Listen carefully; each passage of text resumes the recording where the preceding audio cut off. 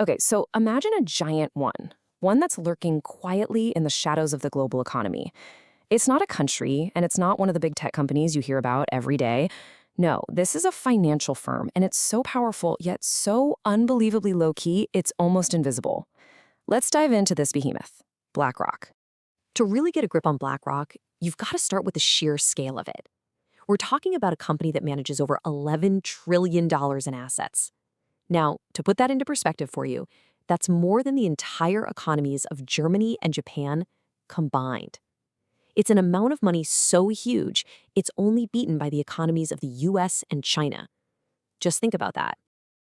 The source material we're looking at for this explainer, it uses some pretty intense language.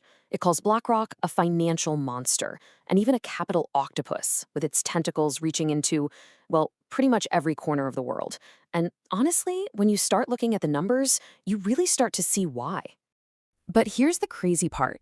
For a company with this much power, it keeps a surprisingly low profile. So that brings us to the central question for this entire explainer. Who exactly is running this show?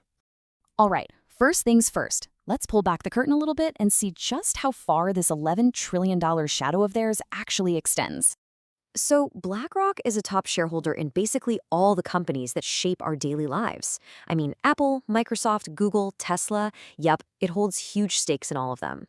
But what's really wild is that it also owns shares in direct competitors. Think about it, Coca-Cola and PepsiCo.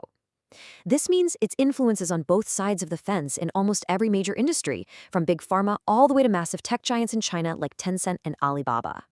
And that right there, that's the big paradox of BlackRock. It is, without a doubt, one of the most powerful financial players on the entire planet, but it operates with a level of public anonymity that is just staggering. So how did they get here? Well, the whole story actually starts with a pretty spectacular failure. You see, the entire philosophy of BlackRock, its whole reason for being, was forged in the fire of one man's career-defining screw-up. So let's talk about the founder, Larry Fink. Back in the early 80s, he was a total Wall Street prodigy, became the youngest managing director in the history of the first Boston bank.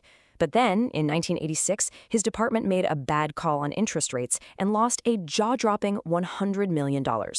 Just like that, he went from the golden boy to a total outcast. So 2 years later, he starts BlackRock with a brand new mission, one that was born directly from that failure, to build a company that was obsessed with seeing and controlling risk above all else. And that failure?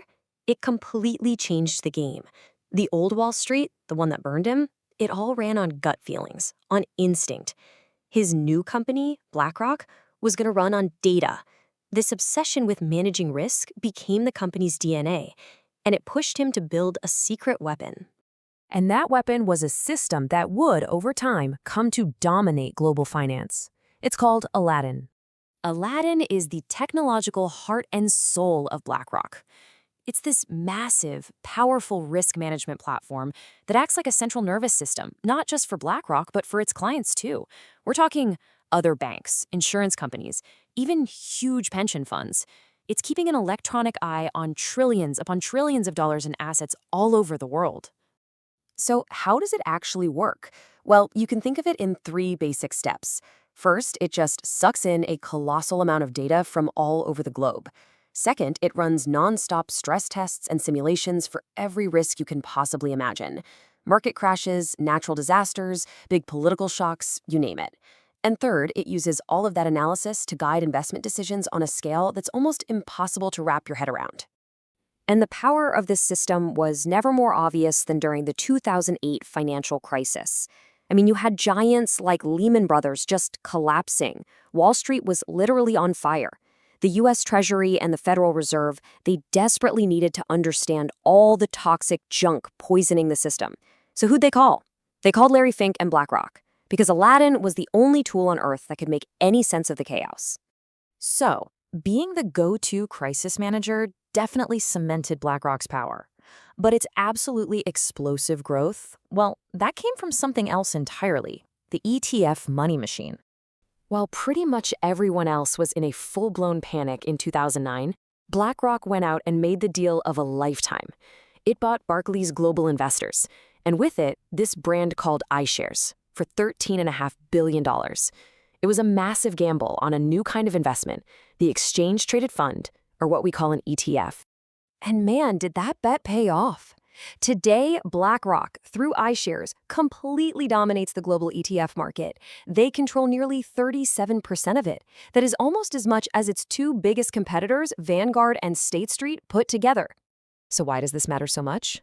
Well, because ETFs totally transformed investing. They gave regular people an easy, cheap way to buy a little piece of the entire market, not just one or two stocks. This change funneled a tidal wave of the world's savings and retirement money into these products.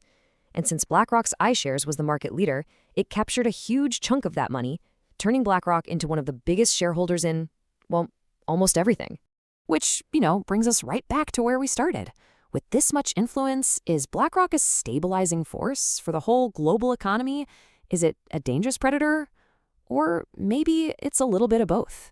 One of the biggest criticisms you hear again and again against the firm is that it acts as a white glove for the US government, that it uses its massive financial power to carry out political and strategic goals. Let's just look at a few examples where the story really splits into two different versions.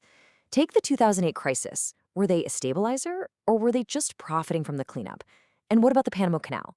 Was it a smart infrastructure investment or a geopolitical power play for the US government? And then there's the Fukushima disaster.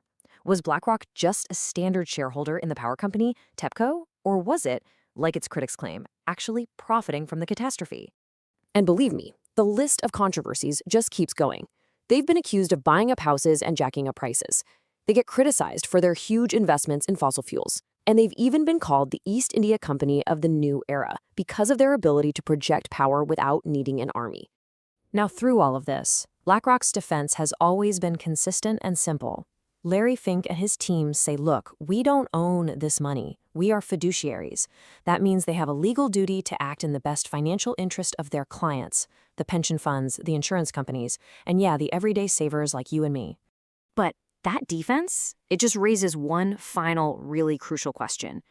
When one single company is managing the retirement funds and savings of millions of people, and at the exact same time it's advising governments and has major influence over the world's biggest corporations, who is the real client?